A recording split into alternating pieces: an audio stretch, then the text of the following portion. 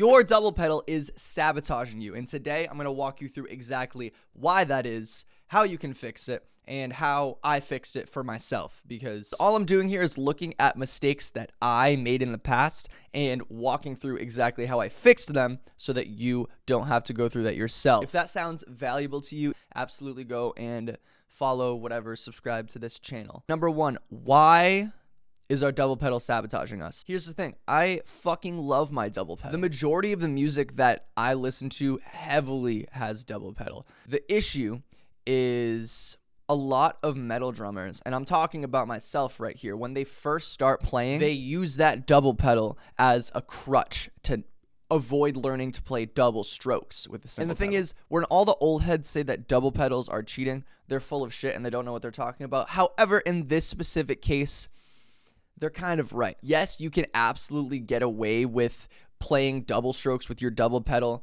and, not learning how to properly play a double with one foot.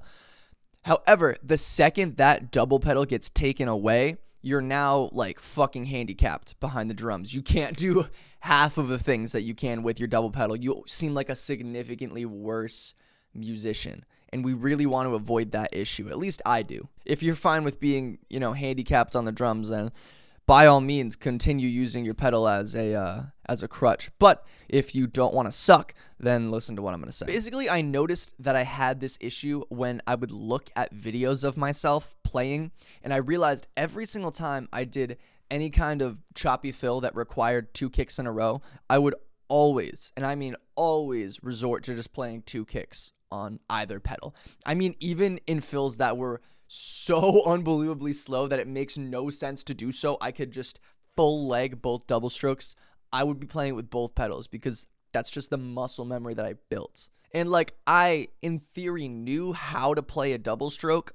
I could play one, but my technique wasn't great because I just had not practiced it a lot. So it would be the type of double where the first stroke was way louder than the second. It didn't even sound like a double stroke. And I still have that issue to this day because I used my double pedal as a crutch for so long. Now, I know you watching this are probably thinking to yourself, oh yeah, I'm sure everybody else that plays with a double pedal has this issue, but not me. My double strokes are perfect. And yeah, you can go ahead and think that if you have a weak mindset and you have no interest in improving. But if you do have any sort of interest in getting good at this instrument, then I would recommend swallowing your pride for maybe a few minutes and listening to me talk. Another thing you can do is go ahead, record yourself playing doubles, not just playing doubles in a vacuum, but actually including them in grooves, and most importantly, including them in chops, like right, left, kick, kick, right, left, kick, kick, all those good things. Because when you're actually playing in a musical context, that's when you have to have your technique dialed, and these things have to be second nature. If you're just sitting there playing doubles in a vacuum, you can focus 100% of your mental energy on making sure both kicks are clean. But once you take it into a musical context and you start actually playing, that's when you have to really rely on knowing that you're good. So now we have identified the problem. We've identified what causes it.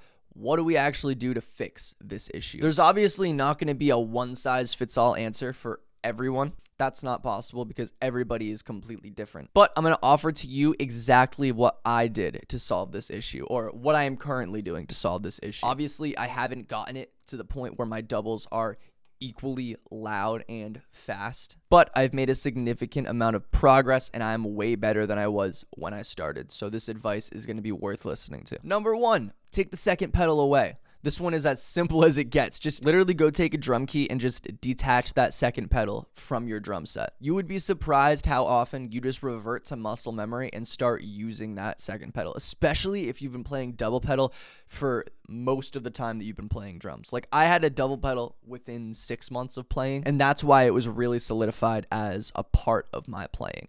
So taking it away, like I said, you're going to feel fucking handicapped when you first take that double pedal away because you're so used to it. It's like an extension of the drum set for you. But that is precisely why it's going to be so valuable to take it away. The only way you improve is by putting yourself through discomfort. And that goes for everything. in regards to music and life. So step 1 complete. We've taken away that second pedal. Now what are we going to do? Well, there are a lot of different things that we are going to implement to really up our double stroke game. Number 1 is to work on double stroke exercises. I'm going to give you one that really helped me today. To be honest, all of these different exercises are kind of bullshit. Just pick one and roll with it. It doesn't even have to be the one that I'm going to show you necessarily. You don't need a whole intricate double stroke routine. It really doesn't fucking matter. All we're doing is strengthening those muscles in your ankle, and you just need one exercise to do that. Here's the one that I do. This is the sheet music right here. I'm going to put it on screen so you can see it. All it is playing groups of 2/16 notes over a backbeat. And when you first start, it also doesn't have to be over a backbeat. You can just play this right over a click. Start this exercise by playing at a tempo that's really comfortable for you, something where you're using full leg motion pretty much the entire time. For me, that would be maybe like 120, 130, 140. And then also play it at a mid-tempo, which would be 150 to 170, anywhere in that range. You can also do multiple. So like say you go 150, then 160, then 165, 170, whatever. The more practice, the better.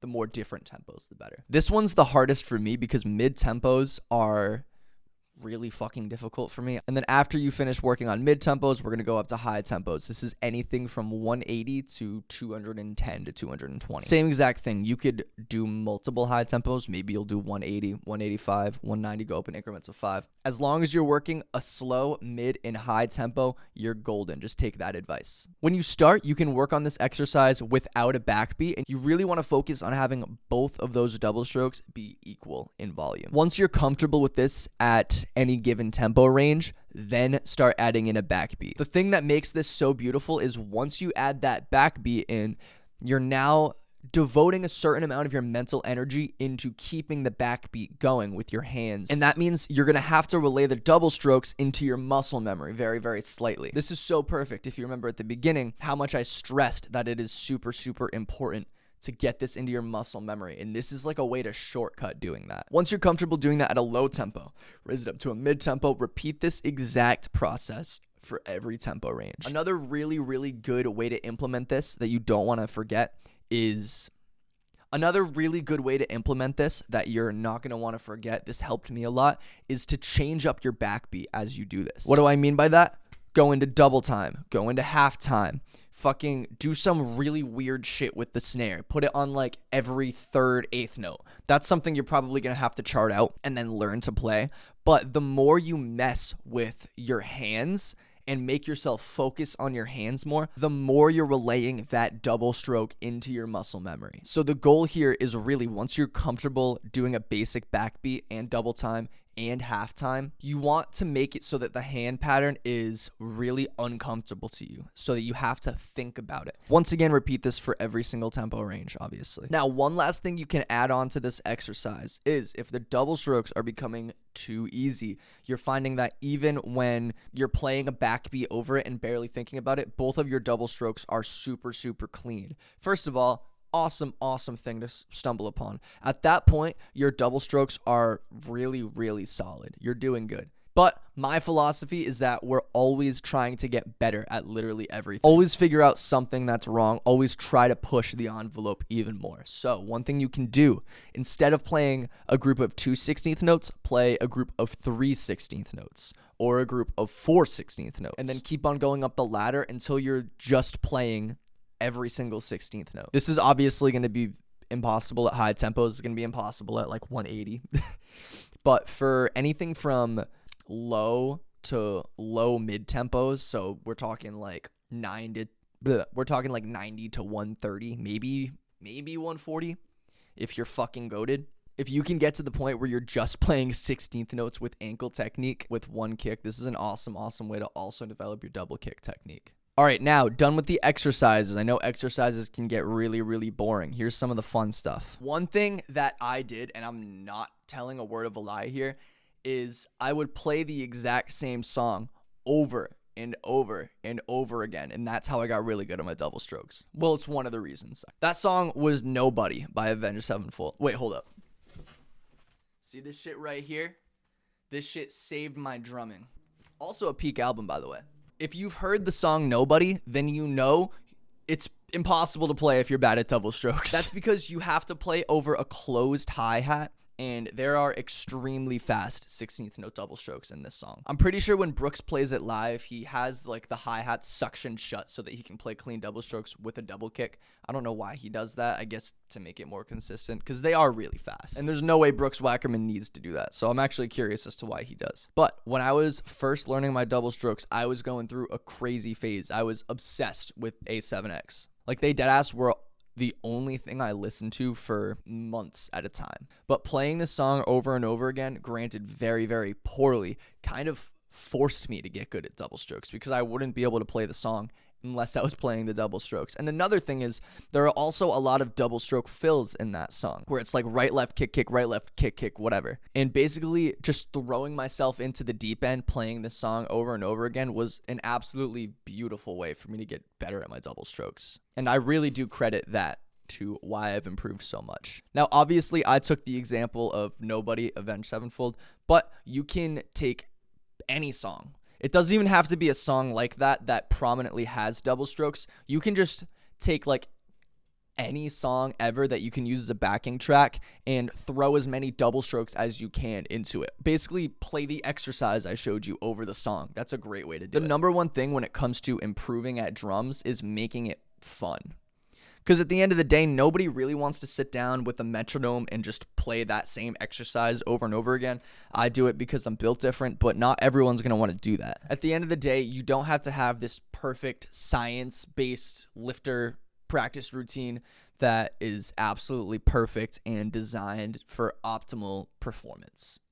All you need is something you can stick to. So make practice as fun as you possibly can. When you ask anybody for advice around this, they're going to tell you, oh, just make sure you practice slow and then gradually ramp up. You want to practice slow and get it down slow first. I was told this so much by all of my drum teachers over the years, and to be honest, it's a dog shit piece of advice. And that's because when it gets drilled into your head so much, it almost makes you scared to ramp up the tempo, because it enforces this kind of perfectionist mindset where, oh, I just spit everywhere. Holy shit.